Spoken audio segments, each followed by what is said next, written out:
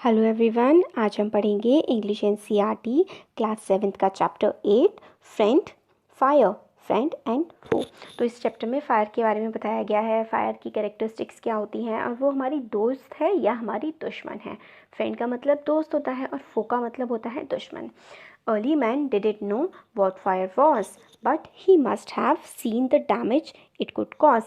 जो बहुत ही पहले के जो इंसान थे उनको नहीं पता था कि फायर मतलब आग क्या होती है, मगर उन्होंने देखा था कि फायर क्या क्या नुकसान कर सकती है। He must have watched lightning and volcanoes long before he began to use fire himself. और जब उसने इस आग को फायर को यूज़ करना स्टार्ट किया था उससे बहुत पहले ही उसने देखा ज़रूर होगा जो बिजलियाँ कड़कती हैं और जो वोल्केनोज मतलब जो ज्वालामुखी होते हैं उनको उसने ज़रूर देखा होगा। Fire was powerful and dangerous and he was frightened. जो आग होती है वो काफ़ी ज़्यादा ताकतवर होती है, काफ़ी ज़्यादा नुकसान भी पहुंचा सकती है, डेंजरस होती है और इसने इंसान को ज़रूर काफ़ी ज़्यादा डराया होगा। फ्राइटन का मतलब होता है डर जाना। Fire may have puzzled early man, but we now know that the fire is the result of chemical reaction. जो पहले मानव थे, पहले आदमी होते थे, उनको ज़रूर फायर ने काफ़ी ज़्यादा उलझाया होगा। पज़ल होता है ना कि कोई चीज़ उलझन हो जाती है तो उसको बोलते हैं पज़ल हो जाना। काफ़ी पज़ल किया होगा कि जो फायर है इसका जो मतलब कैसे बनती है, मगर आज हमें पता है कि फायर रिजल्ट होती है केमिकल रिएक्शंस का। जब ऑक्सीजन के मॉलिक्यूल्स कंबाइन होते हैं कार्बन और हाइड्रोजन से तो एक केमिकल रिएक्शन होती है और जो फ्यूल प्रोड्यूस होता है उसकी वजह से फायर बनती है, आग बनती है। एनर्जी जो होती है वो energy in the form of heat and light is release in the process. और इस प्रोसेस में जो एनर्जी रिलीज़ होती है वो कैसे रिलीज़ होती है, गर्मी और चमक की फॉर्म में, हीट और लाइट की फॉर्म में। This is what we call fire और इसे हम फायर मतलब आग बोलते हैं। 3 things are needed to make fire. 3 चीज़ों की ज़रूरत होती है फायर को बनने के लिए। Fuel, oxygen and heat. Fuel मतलब कोई भी ईंधन, जैसे कि लकड़ी हो गई, पेट्रोल हो गया, बहुत सारी चीज़ें हो सकती हैं जो एज अ फ्यूल वर्क कर सकती हैं। घी भी एज अ फ्यूल वर्क करता है।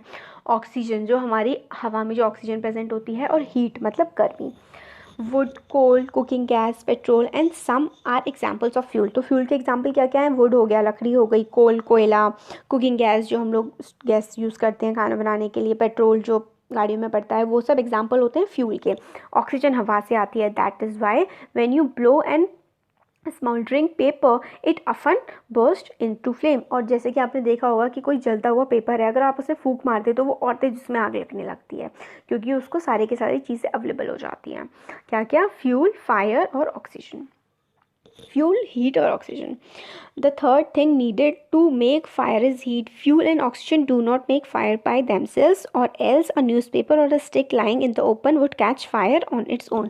तो जो है ये फ्यूल है, फ्यूल हो गया और ऑक्सीजन हो गया, खुद से ही नहीं चलती हैं, उनको जलने के लिए एक हीटिंग सोर्स भी चाहिए होता है। वरना तो जो न्यूज़पेपर्स पड़े रहते हैं और पेट्रोल रहता है उसमें ऐसे ही आग लग जानी चाहिए, है ना? ऐसा नहीं होता है क्योंकि एक हीटिंग सोर्स भी चाहिए होता है। To burn a piece of paper और wood, a heat we heat it before it catches fire. हम उसको गर्म करते हैं जिस उससे पहले कि वो फायर को कैच करे, पकड़े फायर को। We generally do it with a light and match. हम उसे एक मैचेस की हेल्प से जलाते हैं।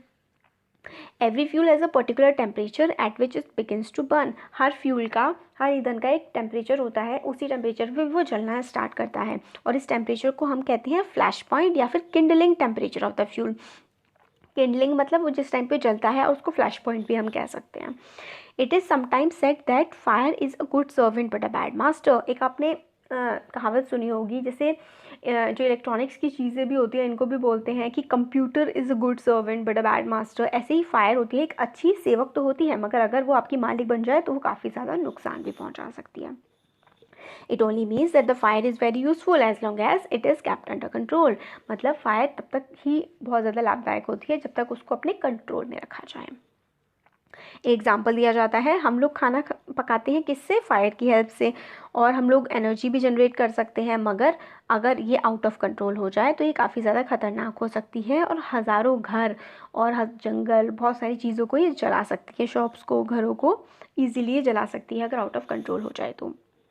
Vast areas of forest also destroy animal और पीपल को भी मार सकती है। और 3 थिंग्स चाहिए होती हैं स्टार्ट करने के लिए फायर को। जो हमने अभी बात करी, in each of the 3 things needed for the burning is taken away. अगर इन तीनों में से कोई एक भी चीज़ हटा दी जाए, क्या क्या, ऑक्सीजन होता है एक, तो एक होता है फ्यूल होता है और हीट, और इन तीनों में से अगर एक भी चीज़ हटा दी जाए तो आग बंद हो जाती है। एग्जाम्पल के लिए बोला है, अगर हम फ्यूल हटा दें, कोई फ्यूल नहीं होगा तो उसको फीडिंग करने के लिए, उसके आगे बढ़ाने के लिए कोई चीज़ नहीं होगी, इसलिए वो बंद हो जाएगी, बुझ जाएगी आग। सेकंड तरीका क्या होता है, वहाँ पे ऑक्सीजन मत जाने दो। अगर ऑक्सीजन नहीं होगी तो भी जो ऑक्सीजन का सप्लाई कट होने की वजह से फायर धीरे धीरे करके ख़त्म हो जाएगी। इसलिए हम लोग जो छोटी छोटी फायर्स होते हैं वो हम एक ब्लैंकेट डालकर भी उसको बंद कर सकते हैं, क्योंकि ब्लैंकेट डालने से ऑक्सीजन का सप्लाई ख़त्म हो जाता है। फिर क्या होता है, sometimes carbon dioxide is use to extinguish fire, it does not allow oxygen to reach the burning material. और हम लोग कार्बन डाइऑक्साइड की जो वो होते हैं ना, फायर सिलेंडर्स होते हैं रेड रेड कलर के, देखे होंगे आपने, उसमें कार्बन डाइऑक्साइड भरी होती है। तो कार्बन डाइऑक्साइड क्या करती है, अगर हम कार्बन डाइऑक्साइड डाल देते हैं तो ऑक्सीजन को आने नहीं देती, तो ऑक्सीजन की सप्लाई कट हो जाती है और आग बुझ जाती है। थर्ड वे क्या होता है फायर को रिमूव करने का, कि हीटिंग सोर्स को रिमूव कर दिया जाए। अगर टेम्परेचर जो है वो नीचे लाया जाए फ्लैश पॉइंट से। फ्लैश पॉइंट क्या होता है, फ्लैश पॉइंट होता है जिस पर्टिकुलर पॉइंट पे जाकर कोई चीज़ जल सकती है, आग लग सकती है, वो होता है flash point. Flash point heat की वजह से जनरेट होता है, तो अगर हीट को हटा दिया जाए तो फ्लैश पॉइंट भी नहीं पहुंच पाएगा और फायर बंद हो जाएगी।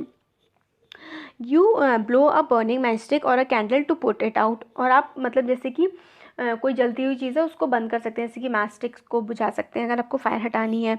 इसको ऐसा करने के लिए हॉट एयर जो होगी वो नहीं अवेलेबल होगी और फ्लैश पॉइंट नीचे आ जाएगा और फायर जो है बुझ जाएगी। कभी कभी क्या करा जाता है कि पानी छिड़का जाता है फायर को हटाने के लिए।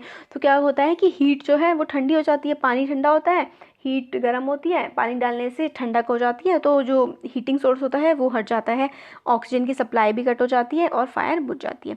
मगर कुछ केसेस में हम लोगों को पानी नहीं डालना चाहिए, जैसे कि जब उस जगह पर ऑयल हो, तेल अगर हो वहाँ पर, तो हम लोग को पानी नहीं डालना चाहिए, क्योंकि जो पानी ऑयल जो होता है वो पानी पर फ्लोट करने लगता है, ऑक्सीजन की सप्लाई, हीटिंग भी कम नहीं हो पाती पानी डालने से, क्योंकि ऑयल पानी पे फ्लोट करने लगता है। सारी की सारी कंडीशंस बनी रहती हैं और जो आग होती है वो और ज़्यादा तेज़ भड़क जाती है। तो ऐसे केसेस में हम लोगों को क्या करना चाहिए, हम लोगों को ऑक्सीजन की सप्लाई को कट करना चाहिए। और जैसे जो इलेक्ट्रिक शॉक्स होते हैं, इलेक्ट्रिक अप्लाइंसेस में भी कभी भी पानी नहीं फेंकना चाहिए, तो उससे भी हम लोगों को करंट लग सकता है। और इन टाइप के जो केसेस होते हैं, हमें इसमें कार्बन डाइऑक्साइड एक्सटिंग्विशर जो है उसका यूज़ करना चाहिए जब भी किसी इलेक्ट्रिक अप्लायंस में आग लगी हो तब। और हम लोग मिलियंस ऑफ रुपीज़ खर्च करते हैं हर साल फायर से लड़ने के लिए, and we spend more trying to find new ways of preventing fires from happening and getting control of. और हम पैसे खर्च करते हैं कि हम लोग नए नए तरीके खोज सकें जिससे कि हम फायर्स को होने से रोक सकें। On the whole, we have learned rather well to control fire and to put it to good use in our everyday life. तो मतलब अगर पूरी तरीके से कहा जाए तो हमने सीख लिया है कि किस तरीके से फायर को कंट्रोल किया जा सकता है और उसको एक अच्छी तरीके से यूज़ किया जा सकता है। कई सालों पहले कोई फायरमैन तो होते नहीं थे, जब फायर लगती थी तो फिर क्या होते थे कि लोग ही खुद फायर फाइटर बन जाते थे, आग से लड़ने के लिए तैयार हो जाते थे। वो कैसे, वो ह्यूमन चेन, मतलब एक सारे लोग कई सारे इकट्ठे हो जाते थे, तो पानी का सोर्स जो होता था वहाँ से बकेट एक दूसरे को बाल्टियाँ पास कर करके पानी भरी हुई, और वो पानी उस आग लगी हुई जगह पर फेंकते थे और इस तरीके से वो जो है फायर को या आग को वो लोग हटाते थे। अब क्या है कि लॉज बन गए हैं कि बिल्डिंग का कंस्ट्रक्शन होगा तो उसमें ऐसा खाली स्पेस होना चाहिए बिल्डिंग में, जिससे कि फायर अगर हो जाए, लग जाए, आग लग जाए तो उसके रिस्क को कम किया जा सके। देखिए ये जो पिक्चर है इसमें दिखाया गया है कि लोग कैसे एक दूसरे को पानी पास कर रहे हैं और जहाँ पर आग लगी है उसको बुझाने की कोशिश कर रहे हैं। तो आगे हमें बताते हैं कि जो फायर फाइटर्स होते हैं उनके पास काफ़ी अच्छे इक्विपमेंट्स होते हैं और वो ट्रेंड लोग होते हैं, उनके इक्विपमेंट्स ऐसे होते हैं कि वो उनको बचा सकते हैं आग से, और उनके पास काफ़ी सारी स्किल्स भी होती हैं। वो क्या करते हैं, इलेक्ट्रिसिटी की सप्लाई को कट कर देते हैं और जो डेंजरस वॉल्स होती हैं उनको भी हटा देते हैं, पानी छिड़कते हैं और कई तरीक़ों से वो फायर को अंडर कंट्रोल कर लेते हैं। उनको फ़र्स्ट एड में भी ट्रेन किया जाता है ताकि जो लोग हैं जो आग से झुलस गए हैं उनकी को वो हेल्प कर सकें। और जो फायर की जो डिस्कवरी थी इसको अली जो मैन था उसको काफ़ी हेल्प मिली फायर की डिस्कवरी से, जिसको उसने नेचर को बेटर तरीके से यूटिलाइज़ किया अपनी लाइफ को ज़्यादा कंफर्टेबल बनाने के लिए और सेटल होने के लिए। कई जगह पर जो फायर है उसकी वर्शिप भी की जाती है, मतलब कई सारे पार्ट्स में वर्ड के वर्शिप की जाती है, जैसे हमारे देश में भी की जाती है फायर की वर्शिप, फायर को पूजा जाता है। Fire is indeed a friend, fire एक फ्रेंड है, मगर हमें पता है ये एक काफ़ी ज़्यादा डेंजरस एनिमी हो सकता है अगर एक बार ये हमारे कंट्रोल से बाहर चला जाए तो हमें ध्यान रखना चाहिए, फायर को कंट्रोल में रखना चाहिए और बहुत ही अच्छे तरीके से इसको यूज़ करना चाहिए। हो गया हमारा चैप्टर कंप्लीट। कैसा लगा कमेंट सेक्शन में कमेंट करके बता सकती हैं। अच्छा लगा तो वीडियो को लाइक करिए और चैनल को सब्सक्राइब करिए। Thank you so much.